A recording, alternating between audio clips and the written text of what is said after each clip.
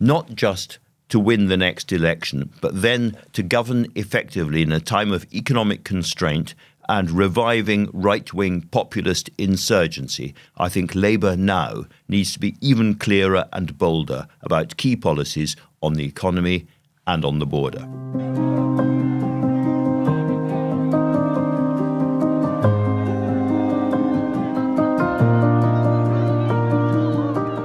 Two big things happening in politics this week. First, the autumn statement, that big financial series of announcements, which may be the Conservatives' last best chance of closing the gap with Labour during the winter ahead.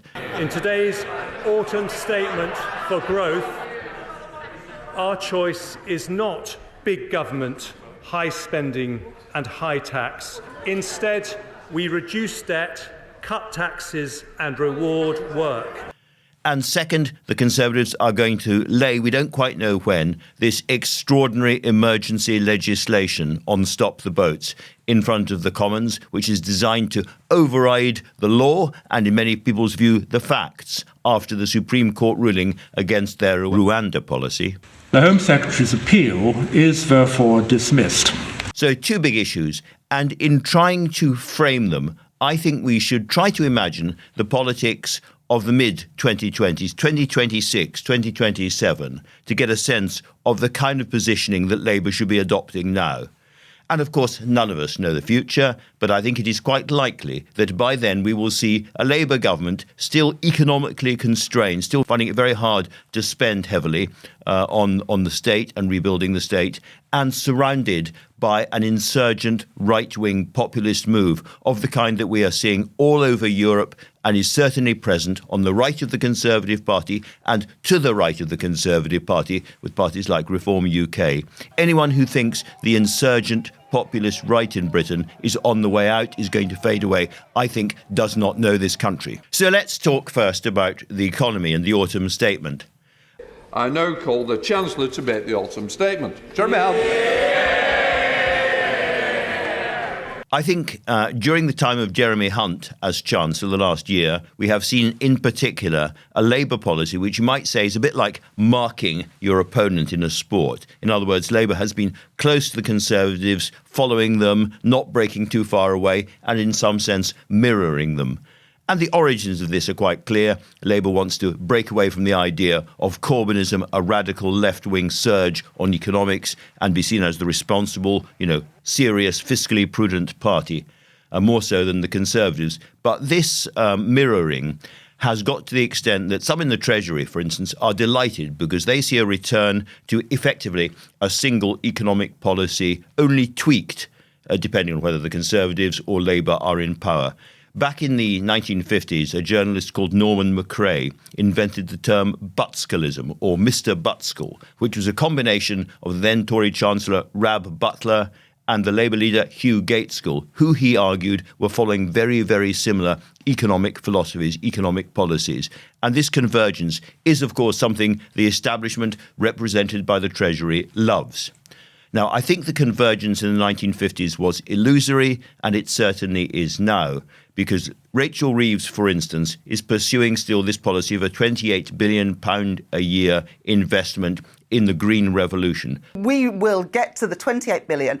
It will be in the second half of the first parliament, but we will get to that 28 billion. A little bit like what Biden has been trying to do in the United States. The United States of America will meet our emissions targets by 2030. In his speech before the autumn statement, the Prime Minister Rishi Sunak explicitly attacked that and indeed compared it to Liz Truss's unfunded tax cuts, which in the Sunak lexicon is probably about the worst insult he can think of. Blowing tens of billions of pounds on unfunded spending is just as dangerous as blowing tens of billions of pounds on unfunded tax cuts. So there is a dividing line there. And in the preparation for the autumn statement, we could see the Conservatives are indeed trying to create a dividing line between Tory tax cuts and Labour spending. Rachel Reeves has already said that she would not accept a cut in inheritance tax, which would go to the richest in the country at a time when people are still suffering right across the economy. And I think that's right. Cutting inheritance tax, which benefits less than 4% of estates each year, That seems an unusual way to tackle the scale of the cost of living crisis that we have right now. But I think she should go a little bit further. I think she should not only object to the cut in inheritance tax if it comes, but actually promise to repeal it in a Labour government. I think she should go further than that and say, do you know what? Given the constraints on the economy, our priority is not tax cuts for anybody. We have a broken Britain. We have a shattered public realm. We have an NHS on its knees. We have a court system that's failing. We have sewage in our rivers, and on and on. And our job, our great cause, our great mission as a Labour government is to rebuild broken Britain, and that comes before everything. And I think only a message that clear, that simple, will keep the faith of voters in the mid-2020s, 26, 27, when times are still tough, with the Labour government. They need to know what Labour is really about. So I would say, if the Conservatives in this autumn statement are trying to draw a dividing line, bring it on. Labour must be bold enough to say we are the party of investment, not of tax cuts. I mean, the constraints are absolutely real. We have had higher taxes in this Parliament than at any time since the 1940s, and I agree that there is no room for Labour to increase taxes further, but they shouldn't be cutting them at this point. We have very, very flat, anemic growth indeed, however the Conservatives boast about it.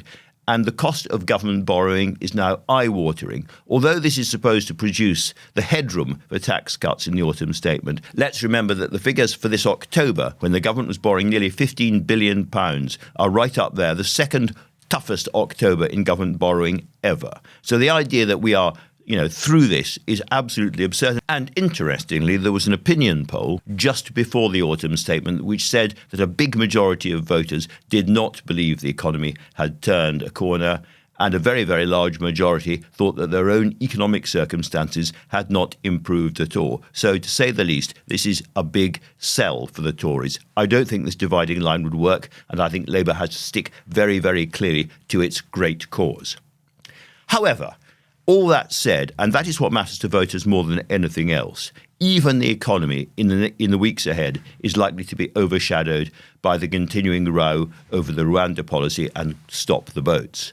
And that's because the Conservative Party shows every signs of wishing to tear itself apart over this yet again. An awful lot of Conservatives on the right of the party want Britain to come out of the European Convention on Human Rights completely and abandon all the international treaties that we are signed up to.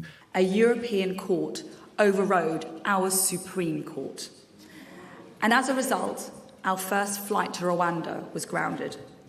We need to take back control. Rishi Sunak isn't going quite that far, but he wants to override British law and overwrite international treaties to ensure that British courts can never again frustrate his policy. I won't let a foreign court stop us from getting flights off to Rwanda. I think this is borderline unconstitutional, very, very controversial. I think it'll be a big, big fight to get it through the House of Lords in particular. It's going to be strung out. There'll be further legal challenges. And therefore, because of the Conservative Party and its hold on so many of the newspapers in this country, we are going to be talking about migration and immigration and asylum seekers for a very long time, probably right the way through the winter and towards the election. And therefore, who, as it were, wins that argument, who is taken as more credible by the public is going to be very, very important in the election. And I think the problem Labour has is a policy that is rational and well thought through, but incredibly complicated and difficult to explain to voters. There'll be an awful lot of talk from Keir Starmer about cracking down really hard on the gangs, the criminal gangs that control the boat traffic. I've always said, in the end, the only way to deal with is to break the criminal gangs that are driving this. But beyond that, it's all about new deals with the French, a bit of this, a bit of that, a few more border staff and the rest of it. And I think compared to the sort of brutal tabloid impact of the Conservative policy, this may not cut it. It's important not to be hysterical about this subject because although strong borders are something the public cares about a lot, control of the borders was part of the whole Brexit agenda.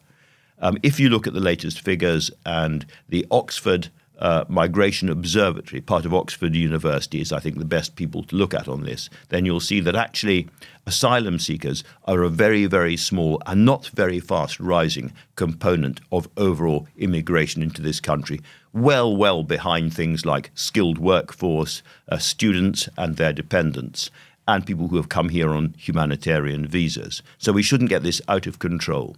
But if you then scroll to the really big picture, what's happening around the world, I think it is obvious that mass migration is part of our modern world, part of our modern story, and is going to be more so, not less so, in the time ahead. We've just had the United Nations warn that we are in for a hellish 3% increase in global warming because of the failure of the previous agreements. If that's remotely true, then there's going to be mass migration from right across Africa into Europe and into Britain. And I think politicians here have a duty not just to migrants, but to the political atmosphere and the stability of the political system here at home. Because here and across Europe, I can see a really extreme xenophobic, even bordering to sort of fascist backlash against a lot of this. And we are not immune. And we have to think very seriously about it. So I think the kind of policies that we might be talking about in the future would include not an end to refoulement, that's sending people back where they started, because that could, I think, result in too much barbarity, torture, death for even British voters in that kind of mood to accept. But I think some kind of system of third countries who are frankly paid by the richer countries to process, detain asylum seekers while those claims are being looked at and before asylum seekers are allowed into Britain or wherever. I think that may be part of the negotiation that has to go forward. That means changing international laws and changing the entire European approach to this. And I think a future Labour government is going to have to be part of a pan-European process. And so that's part of it. I think when it comes to legal migration, also a very, very big issue, we are going to have some kind of points-based system. But that works. You have a secure and stable and reliable border only if the government has some idea of who is here. And therefore, I think that idea of ID cards or some kind of identity system, first raised by Tony Blair entirely unsuccessfully when he was in government, and then re-suggested by Tony Blair and William Hague earlier this year, is going to come back. Countries are moving to digital ID as a way of enabling their citizens to engage with government and, of course, to conduct their business. It is not impossible to have an ID card system in a democracy. If you look at the largest democracy, India, they have had a 12-digit ID card system now for 14 years or so. And it's controversial, but it is working to some extent. And I think in our society, with our level of technology, and given how much of our own personal information is already, owned by supermarkets, banks, online retailers of all kinds, the idea of an ID card may be part of what Labour has to look at in the long term. I am not saying, to be clear, that these are ideas that Labour is actively considering now, but I do think that a Labour government in a period of mass migration and economic restraint and hardship in the mid-2020s is going to have to work with other countries around the world, particularly other European countries, to look at the whole process, the whole issue of migration, and is also going to have that single great cause at home, which was and remains the rebuilding of a broken and shattered public sphere. Thanks for watching. I'd really like to hear what you think, so if you've got any comments, please leave them below. And if you've enjoyed this episode, please hit the like button. Now, we release one of these episodes every week, as well as a regular video from the new Statesman podcast team and interviews with leading thinkers to help you try to understand the world in which we all live. So subscribe to the New Statesman on YouTube and click the bell to make sure you can see our new videos as soon as they are released. See you next time. Brought to you by Canaccord Genuity Wealth Management. Experienced wealth managers who go above and beyond to guide and support you. Can do is more than just an attitude. Can do is navigating today for a brighter tomorrow.